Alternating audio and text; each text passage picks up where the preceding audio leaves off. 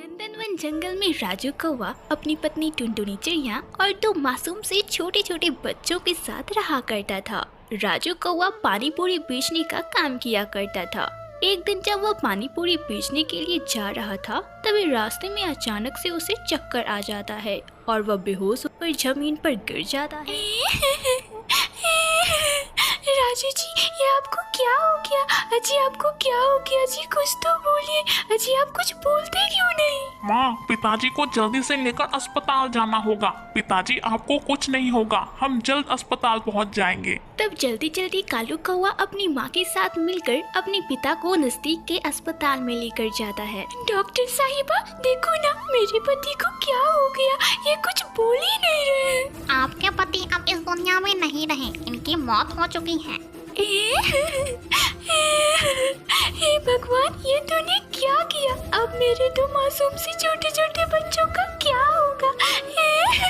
बहुत देर तक टुनटुनी चिड़िया अपने पति को याद करके रोती रही। माँ, अब घर चलो, बहुत देर हो गई। माँ, घर पर रानी हमारा इंतजार कर रही होगी। माँ, ऐसे हिम्मत मत हारो तुम। अगर तुम ही हिम्मत हार जाओगी तो हमारा क्या होगा? माँ, टुनटुनी चिड़िया किसी तरह हिम्मत करके घर गई। इसी तरह कई दिन बीत गए, पर टुनटुनी चिड़िया अपनी पति की मौत के गम में बेसुध पड़ी रहती थी। एक दिन उसकी पड़ोसन चंपा तोती उससे मिलने आई। अरे टुनटुनी बहन, ये तूने अपनी क्या हालत बना रखी है? अरे पति के गुजर जाने के बाद तो अपने बच्चों का तो ध्यान रख। कालू तो हमेशा ही आवारागर्दी करता फिरता है। अरे उसे बोल के कहीं कुछ कमाए, ऐसा ना हो कि वह हाथ से निकल जाए। तू एक काम कर, उसे बोल कि वह पानी पूरी बेचे, इससे तेरे घर में 2 पैसे भी आ जाएंगे और कालू कौवा भी सुधर जाएगा।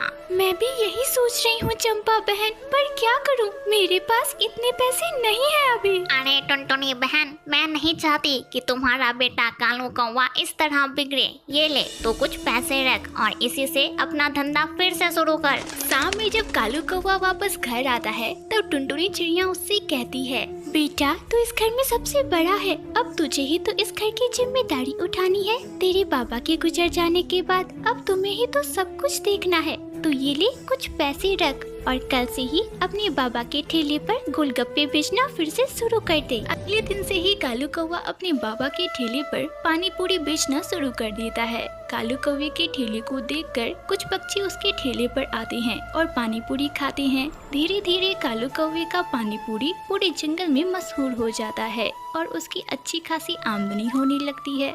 इसी तरह कुछ दिन बीत जाते हैं। एक दिन ज्यादा कमाई के लालच में कालू कौवा अपने पानी पूरी में घटिया मसाला यूज करता है, जिसे खाकर कई पक्षी बीमार पड़ जाते हैं और एक दिन कालू कौवा को पुलिस पकड़कर ले जाती है। अरे कालू बेटा, ये तूने क्या कर डाला? तेरे पिता तो हमें छोड़कर कब का चले गए और अब तू भी जेल चला गया। तूने अपने पिता के मान सम्मान को बहुत ठेस पहुंचाई है। आज से तेरा मेरा कोई नाता नहीं। ना बोलकर टुनटुनी चिड़िया रोती रोती अपने घर पहुंचती है। क्या हुआ माँ? भैया को पुलिस क्यों पकड़ कर ले गई? क्या बताऊं रानी बिटिया, तेरा भाई मिलावटी पानी पूरी बेचने के चक्कर में जेल चला गया। अरे मैंने सोचा था कि अगर कुछ पैसे जमा कर लूंगी तो तेरी शादी बड़े ही धूमधाम से करूंगी, पर मेरे सारे सपने तो चूर चूर हो गए। अब मैं क्या करूं? मुझे तो कुछ भी समझ नहीं आ रहा। अरे माँ, तुम इतना क्यों सोच रही हो? माँ, अब भी कुछ नहीं बिगड़ा है। कल हम दोनों मिलकर फिर से ठेले पर पानी पूरी बेचेंगे। हाँ रानी बिटिया, तुम बिल्कुल सही कह रही हो, यही ठीक होगा। हमें जीने के लिए कुछ न कुछ तो करना ही होगा। अगले दिन से ही टुनटुनी चिड़िया अपनी बेटी रानी चिड़िया के साथ मिलकर पानी पूरी बेचने लगती है और खुशी खुशी अपनी जिंदगी बिताने लगती है।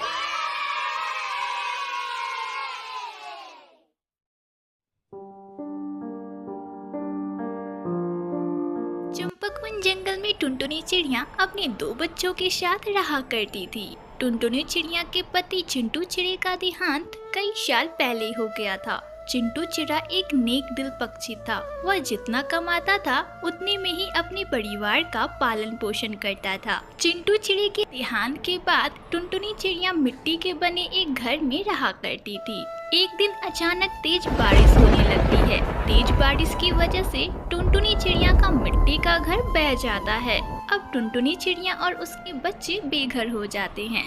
तभी उसका पड़ोसन कालू कौवा उसके पास आता है और उससे कहता है, अरे बहन, जैसे ही मुझे तुम्हारे घोंसले के बारे में पता चला मैं भागा चला आया। और बहन, चिंटू ने भी तो तुम सभी के लिए कुछ भी नहीं छोड़ा ताकि तुम लोग अपना एक नया घोंसला बना सको। बहन, तुम्हारे रिश्तेदार भी तुमसे अब मिलना नहीं चाहते।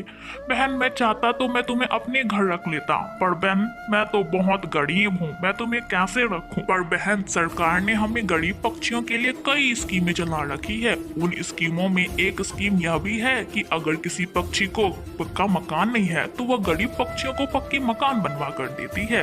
बस तुम्हें सरकारी दफ्तर जाना है और वहाँ जाकर अपनी अर्जी देनी है। अर्जी में यह लिखना है कि तुम एक विधवा हो और तुम्हारे 2 छोटे छोटे बच्चे हैं। कालू कौवा, क्या तुम सच बोल रहे हो? क्या सरकार मुझे पक्का घोंसला बनाकर देगी? हाँ बहन, सरकार हम गरीबों के लिए तो कई योजनाएं चलाती है, पर बहन मैं यह गारंटी के साथ नहीं कर सकता कि आज तुम सिफारिश करो और कल तुम्हारा काम हो जाए। तुम्हें तो सरकारी दफ्तर के चक्कर लगाने होंगे, क्योंकि सरकारी कर्मचारी बड़े ही धीरे धीरे और सुस्ती से काम करते हैं बहन। ठीक है कालू, मैं कोशिश करके देखूंगी, क्या पता मेरी अर्जी मंजूर हो जाए। अगले दिन टुनटुनी चिड़िया सरकारी दफ्तर जाती है और वहाँ अर्जी देती है। वह वहाँ बैठे कर्मचारी से कहती है, साहब मैं इसी जंगल में रहती हूँ और मेरा नाम टुनटुनी है। मेरे पति चिंटू चिड़िया का देहांत 2 साल पहले हो गया था और मैं अपनी 2 छोटी छोटी बच्चियों के साथ रहती हूँ। सरकार से मैं यह अर्जी करना चाहती हूँ कि मेरा एक पक्का मकान बन जाए, क्योंकि इस बार जो बारिश हुई थी उसमें मेरा मिट्टी का घर बह गया था। अब मुझे अपने बच्चों के साथ रहने में बहुत मुश्किलें हो रही हैं। क्या वे मुझे एक पक्का घोंसला बनाकर दे सकते हैं? अरे, क्या तुम पागल हो गई हो? सरकार ऐसे घर बनवा कर नहीं देती, उसके लिए फॉर्म भरना पड़ता है, फॉर्म। तो साहब मेरे नाम से वह फॉर्म भर दीजिए ना, मेरा नाम है टुनटुनी। अरे अभी फॉर्म मिलना बंद हो गया है, जब फॉर्म मिलने लगेगा तब तुम्हारा मैं फॉर्म भर दूंगा। तब तक तुम पता और अपना नाम यहाँ जमा कर दो। जैसे ही फॉर्म आएंगे मैं तुम्हें बता दूंगा। वैसे अभी सरकार यह घर बनाने का काम कर नहीं रही। साहब आप ये कैसी बातें बोल रही हो? सरकार हम गरीब पक्षियों की मदद के लिए कितनी सारी योजनाएं चलाती हैं। साहब मैं बहुत गरीब हूँ, मेरे 2 छोटे छोटे बच्चे हैं। साहब मुझे अगर कहीं रहने का ठिकाना दे देते तो आपकी बड़ी कृपा होती। अभी इस जंगल में मैं अपने बच्चों को लेकर कहाँ भटकूंगी साहब? अरे मैंने तुम्हें एक बार बोल दिया ना कि फॉर्म नहीं है। मैंने यहाँ कोई खैरात नहीं खोल रखी है। जब फॉर्म मिलने लगेंगे तब मैं तुम्हारा फॉर्म भी भर दूंगा। अब जाओ यहाँ से, मुझे बहुत काम है। बेचारी टुनटुनी चिड़िया दुखी मन से वापस अपने बच्चों के पास लौट आती है। बच्चों, मौसम फिर से खराब होने लगा है।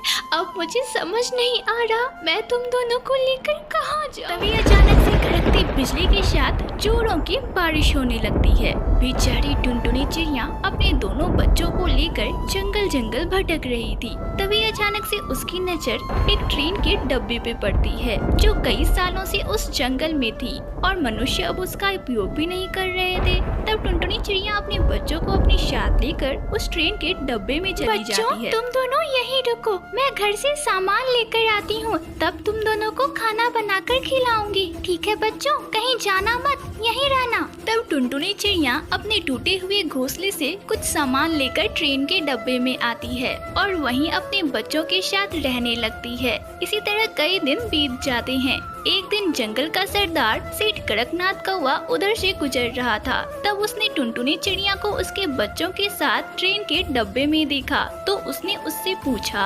अरे टुनटुनी, तुम अपने बच्चों के साथ इस ट्रेन के डब्बे में क्या कर रही हो?